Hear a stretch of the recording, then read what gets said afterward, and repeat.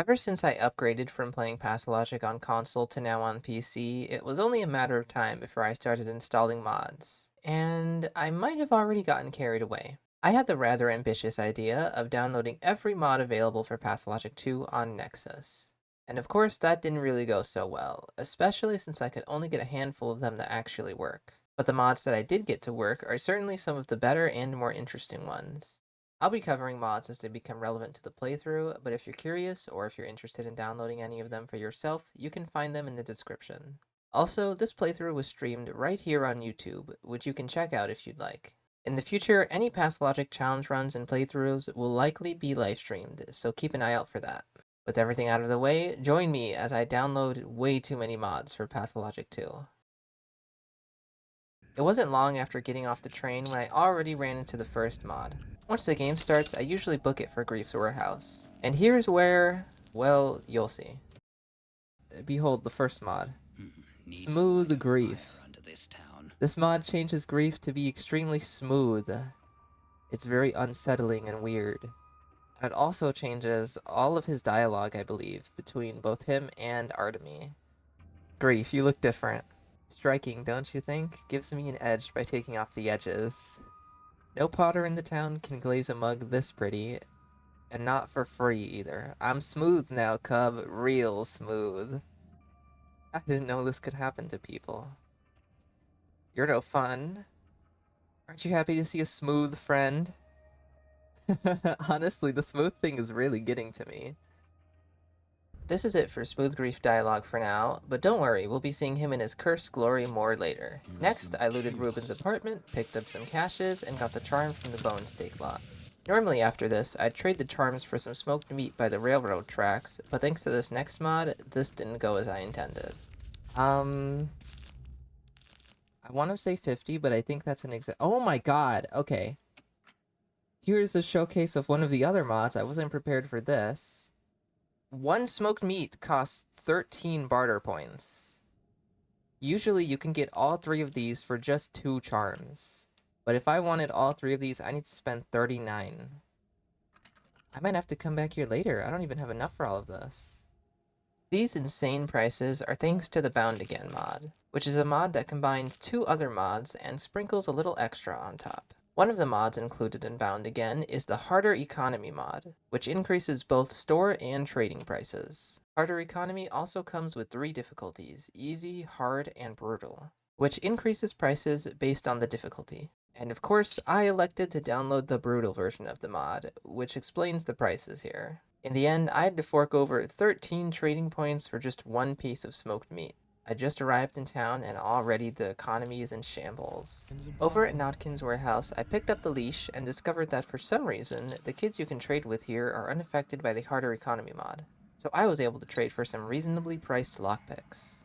Because of this, we can reveal another mod. As you can see in my inventory, I have a stack of 2 lockpicks and a stack of 2 scalpels. This is a result of Breathing Room Space and Time, which is a mod that allows all items to stack to 20, including items you can't normally stack, like equipment.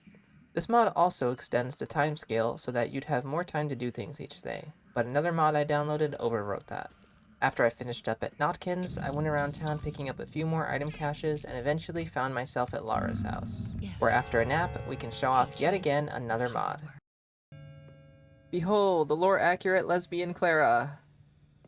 This mod simply changes her scarf, shirt, whatever that is, to have the lesbian flag on it. I'm going to faint. I need water. Next, I did a bit of trading, got some free loot from the Piecework quest, and I got arrested for the free food.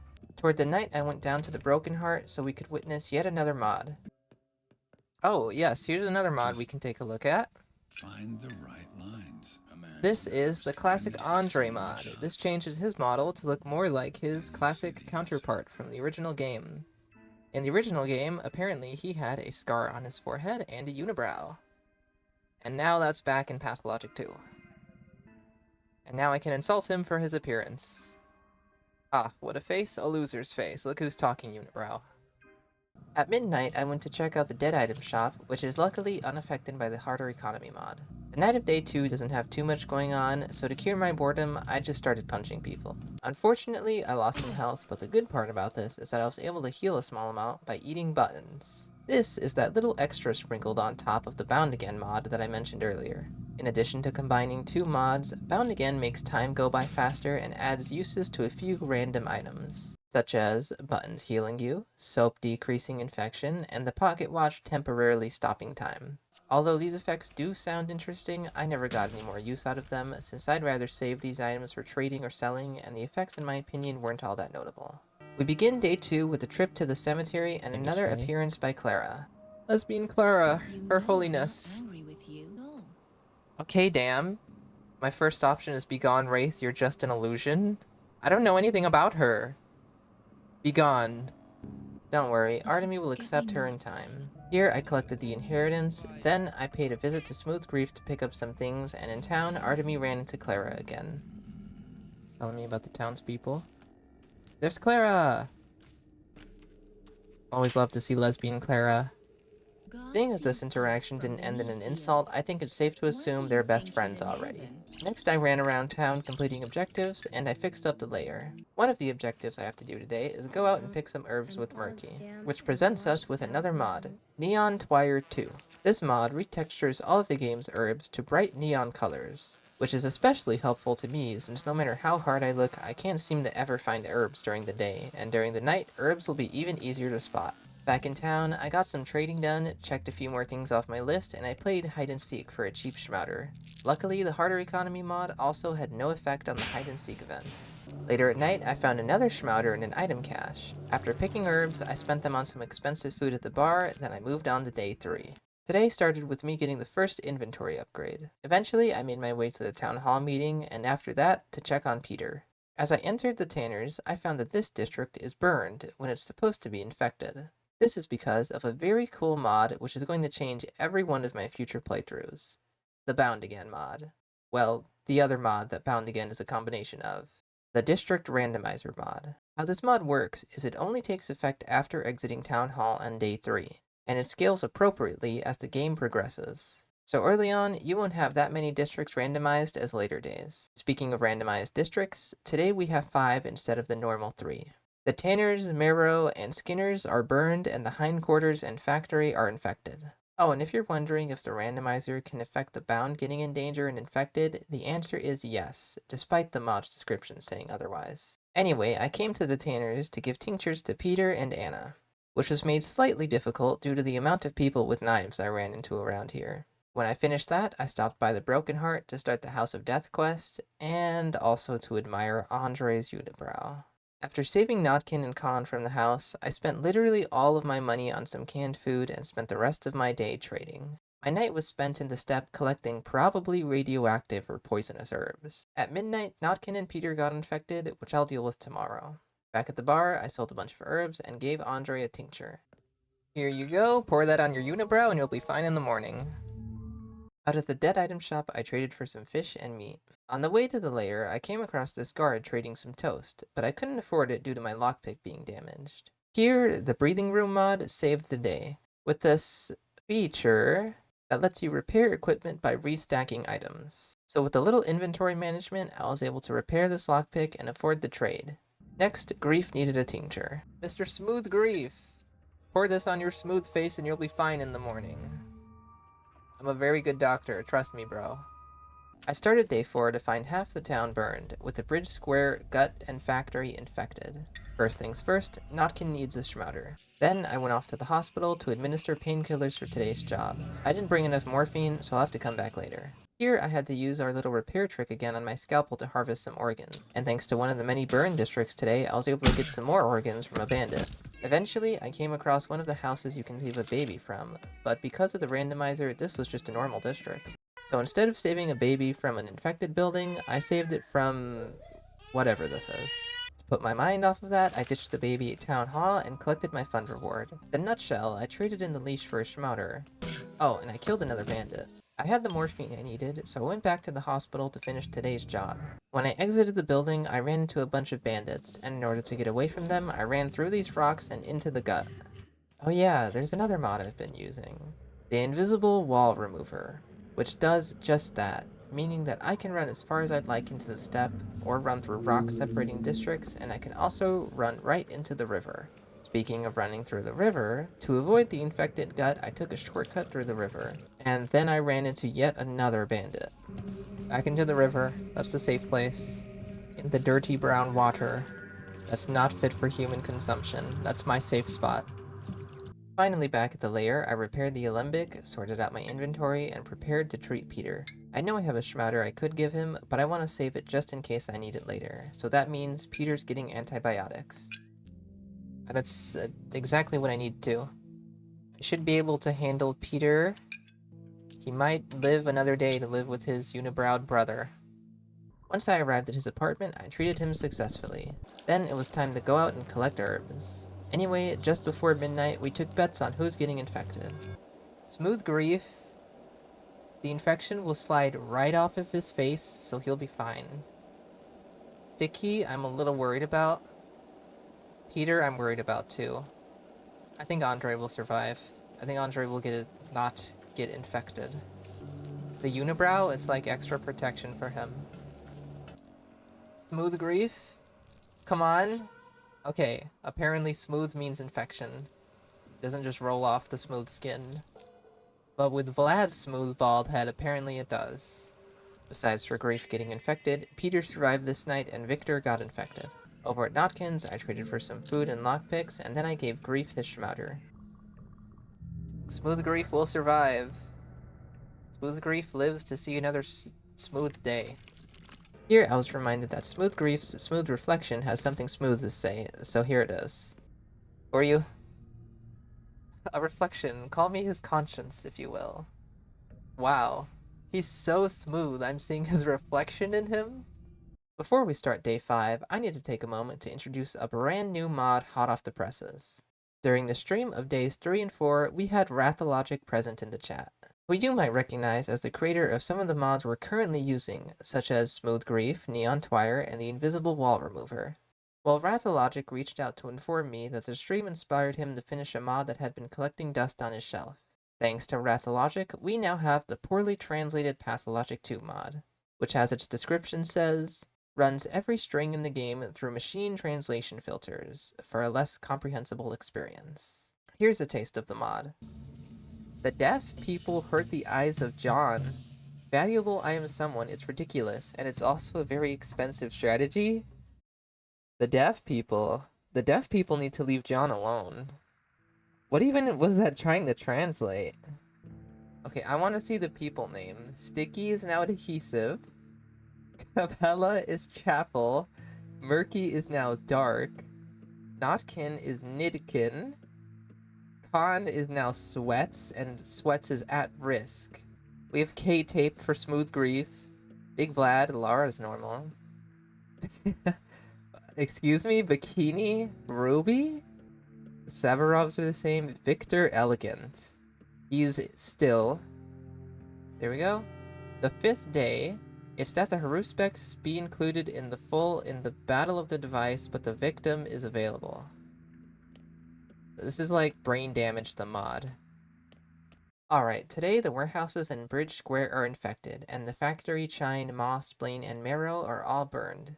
We start the day with completing today's hospital job. Then to Peter's apartment to treat him. After that, I found another baby. This one was also in a not normal situation. This baby was in a burned building, which would have been dangerous had there not been 2 guards in the building to help out. Over in the stone yard, I was speaking to Victor about the chemist when we found out what Artemy's name had been changed into. I would like to ask you a favor. Burr Gurman? Is that my name? Instead of Artemy Barak, I'm Burr Gurman? That's a gross sounding name. Anyway, once I marked the building hiding the dead bodies, this somehow cleared the district of its current infection. After a quick stop at the lair to upgrade my inventory, I went out to the Raggy Barrow for the bull sacrifice, and once I wrapped up today's quests, it was already midnight. Tonight, we lost Victor Elegant. Peter came close, but he survived again, and unfortunately, sweats became still. Again, the glow of the herbs drew me back out into the steppe, and I ended the night by brewing some infusions. At Dadekin's warehouse, I traded for some supplies as well as today's infection map. Today, only 3 districts are infected, but we've got a whole lot of burned areas. The first thing I did in town was give Sweats a schmouder. Then I knocked today's hospital job out of the way. After some trading, I finally came across a teensy offering up a schmouder, but at the cost of 55 trading points. It's a good thing I've been stocking up on teensy trading items. Once I made it to the Earth Quarter, I distributed infusions to the Sabarovs, and again I treated Peter. The rest of my day was spent trading, which paid out in the end since I found another very expensive schmouder. Tonight I met Murky's friend at the Crowstone, and since I don't have the panacea yet, I had to eat one of those schmouders I traded for. Like a moth to a glowing plant, the herbs called to me again, and I had no choice but to obey. At Shiken, I got the panacea blood, and after this, we got our dice rolls. Alexander Saburov is still, and the champ Peter survived again. Next, I went to the bar to treat Andre. Okay, gotta feed the unibrow. And to Peter's apartment to treat him again. As I left the building, I ran into a bandit, and then another bandit, and then a dead end. My health was still low from eating that schmouder, so here's the first death of the run.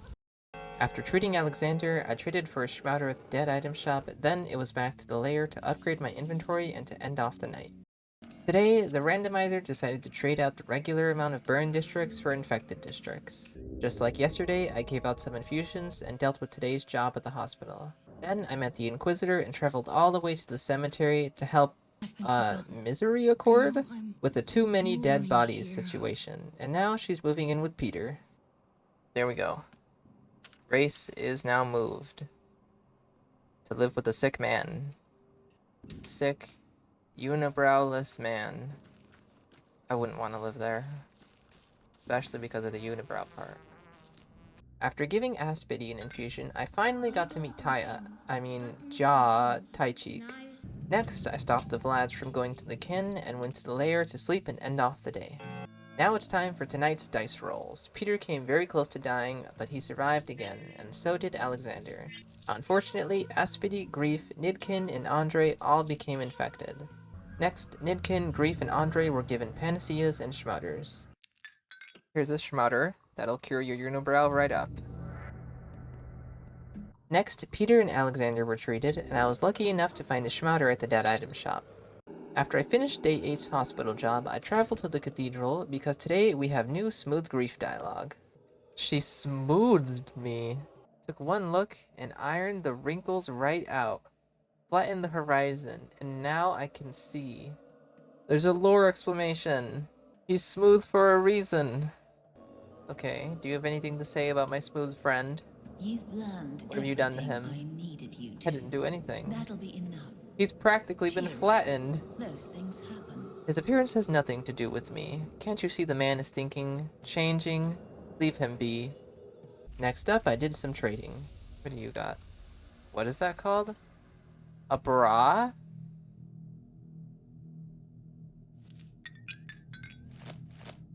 Don't ask why I'm trading for a bra.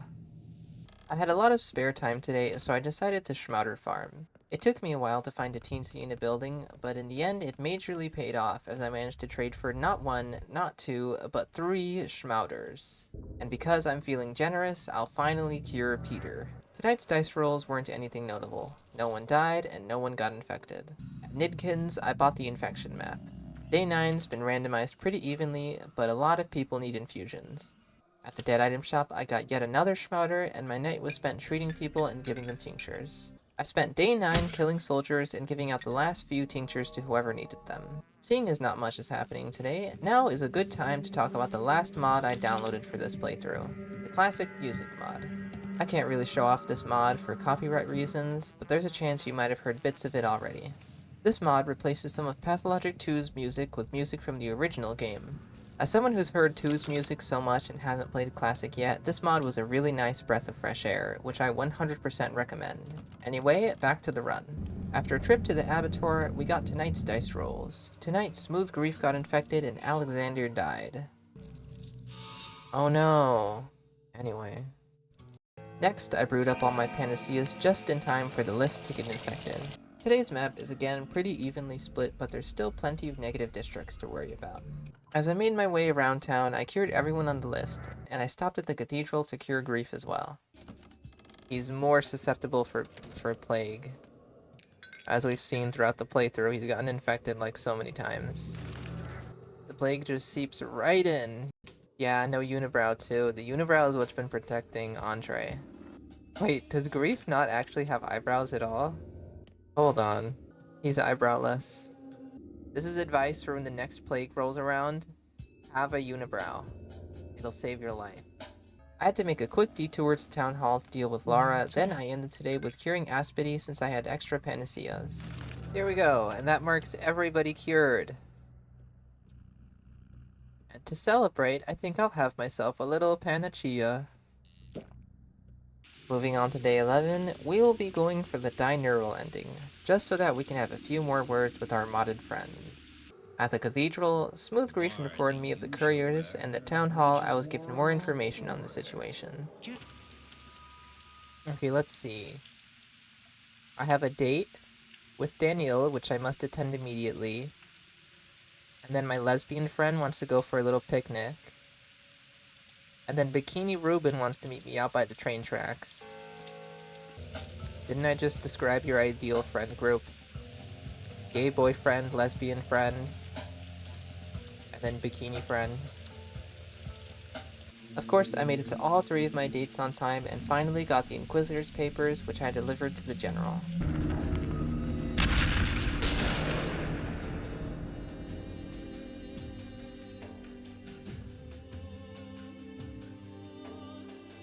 Before we say goodbye, there's a few people I'd like to check in on. First at the bar, we say goodbye to the unibrow to Andre. Time to say one last goodbye to the unibrow. It was a strong unibrow. It was a great unibrow. It was a unibrow that protected his brother in even the deepest of darkest times. Over in the backbone, we gazed at the beauty of Smooth Grief for one last time. One last shot. My smooth friend. Oh my god, this is disgusting. Why am I only now realizing this? Mom, come pick me up. I'm ready to see normal Grief again. Lastly at the Cape, we spoke with lesbian Clara for the final time. Hold on. Is Clara smooth? Did she get infected somehow? She's just naturally smooth. Okay, I need to move on. After a very confusing talk with Mark at the theater, that wraps up our modded Pathologic 2 playthrough. You should definitely try out some of, if not all of these mods for yourself. I didn't experience some of these mods to their fullest extent, so you'd be certain to see something new. All of the mods are in the description if you're interested.